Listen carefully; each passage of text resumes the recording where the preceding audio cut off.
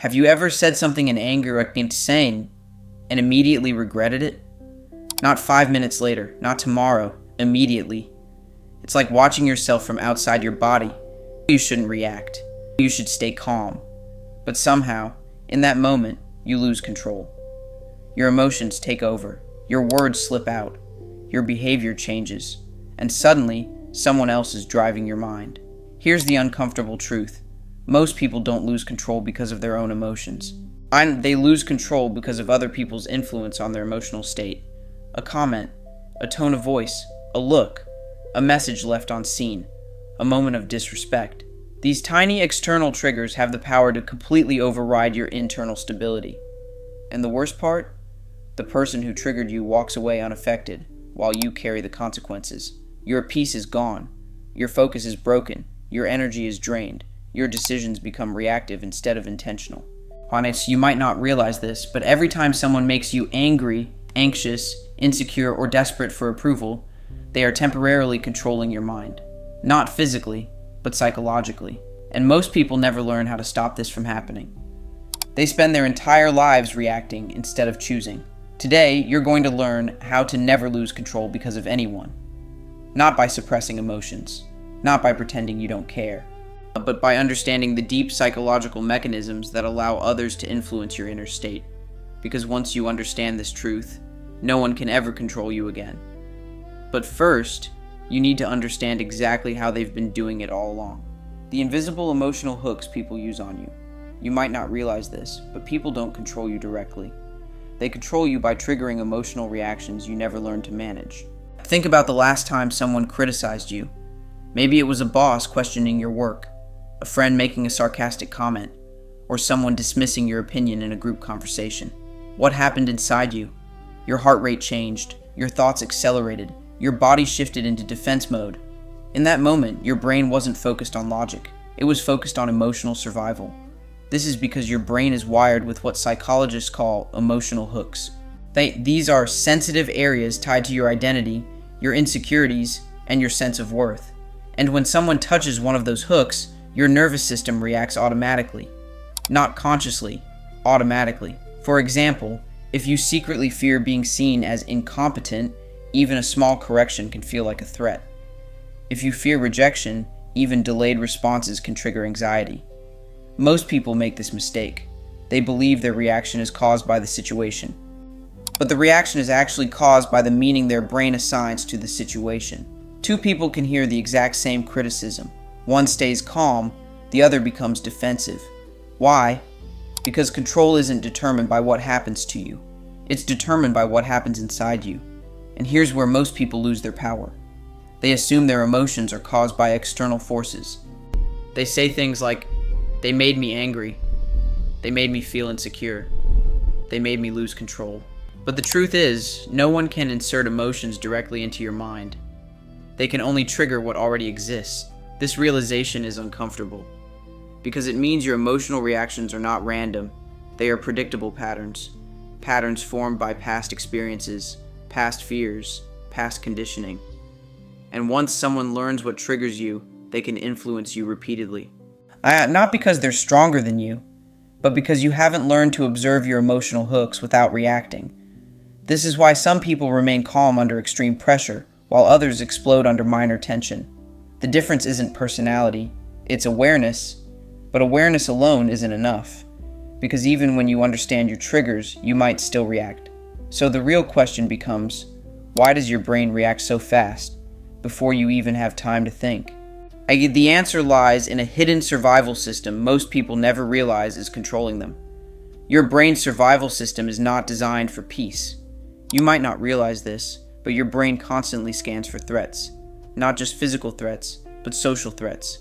Rejection, disrespect, embarrassment, exclusion. Thousands of years ago, being rejected by your group meant death. Isolation meant vulnerability. So your brain evolved to treat social discomfort as a survival threat. This is why criticism feels painful.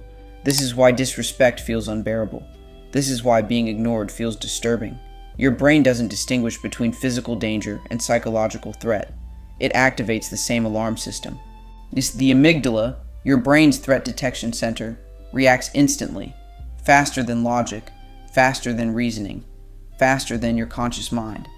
This is why you react before thinking. Before you can say, stay calm, your nervous system has already shifted into defense mode. Your heart beats faster, your muscles tense. Your mind prepares to fight, defend, or escape. And in that moment, control shifts from your conscious mind to your survival brain. And most people live their entire lives under the control of this system without realizing it. They think they are choosing their reactions. But they're not choosing, they're reacting. This is why someone else's words can ruin your entire day. Not because their words have power, but because your survival system assigned meaning to those words. And here's the most dangerous part. This system prioritizes emotional relief over long-term stability. If reacting emotionally gives temporary relief, your brain learns to repeat it. This is how emotional patterns become habits. Exploding in anger becomes automatic. Seeking validation becomes automatic. Defending yourself becomes automatic. And slowly, your emotional stability becomes dependent on external behavior. You stop controlling your state. Others control it for you. But there's a deeper layer most people never see. Because the people who control you the most are not always aggressive. Sometimes they are subtle, quiet, indirect, and their influence is far more powerful. Which brings us to the hidden psychological dependency that gives others control over you. The dangerous need for approval that gives others power. You might not realize this, but the moment you need someone's approval to feel okay, you give them psychological power over you. Not intentionally, but inevitably. Approval feels good. It activates reward centers in your brain. It creates emotional comfort. It makes you feel accepted. But dependence on approval creates vulnerability, because now your emotional stability depends on something you cannot control. Other people's opinions. Think about how your mood changes based on how someone treats you. A compliment lifts you. A cold response disturbs you. A rejection hurts you. Why? Because your brain linked your self-worth to external validation. And most people make this mistake early in life. They learn that approval equals safety. Disapproval equals threat. So they adjust behavior to maintain approval. They avoid conflict. They suppress opinions. They tolerate disrespect. Not because they're weak, but because their nervous system associates approval with emotional survival. And once someone senses this dependency, they gain influence. Not through force, but through emotional leverage. They don't control your actions directly, they control your emotional stability indirectly. Your fear of losing approval makes you predictable. You hesitate, you overthink, you react emotionally instead of strategically. This is why emotionally independent people are so difficult to control. They don't depend on approval to maintain internal stability. Their emotional state is self-regulated, not externally regulated. But achieving this level of control requires breaking one of the deepest psychological illusions most people believe. The illusion that emotional reactions are uncontrollable, because the truth is far more empowering. You can interrupt emotional reactions before they control you, but only if you understand the hidden gap most people never notice. The hidden gap where you can take back control. Here's the truth most people never realize. There is always a gap between what happens and how you react. The problem is, most people never notice it, because the gap is small. Sometimes only milliseconds. But within that gap lies your power. When someone insults you, there is a moment before your reaction begins. A moment where your brain interprets the event. Most people skip awareness of this moment entirely. They go straight from stimulus to reaction. So insult to anger, disrespect to defense, rejection to anxiety, automatic. But this process is not truly instant.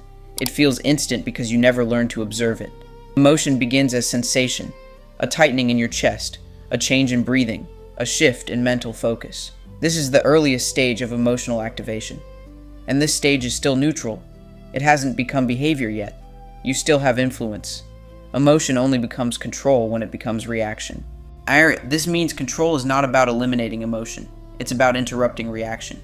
Most people believe emotional strength means feeling nothing. But emotional strength actually means feeling everything without losing awareness. Because awareness creates space, and space creates choice. When you observe emotion without reacting immediately, you prevent external influence from controlling your behavior. The emotion still exists, but it no longer controls you. And once you experience this even once, you realize something powerful. You were never controlled by others. You were controlled by unconscious reactions. But awareness alone isn't enough. Because the world is full of people who will test your emotional stability repeatedly, which is why the final step is developing an internal foundation that no external force can destabilize, the power they can never take from you. Most people spend their lives believing control comes from controlling others, but real control comes from controlling yourself, from understanding your emotional hooks, from recognizing your brain's survival patterns, from breaking dependency on approval, from observing emotion without reacting automatically, and from building internal stability that no external force can shake. You don't lose control because others are powerful. You lose control because you were never taught how your own mind works, but now you see it. You see the gap. You see the patterns. You see the illusion. And once you see it, you cannot unsee it. This is the beginning of emotional freedom.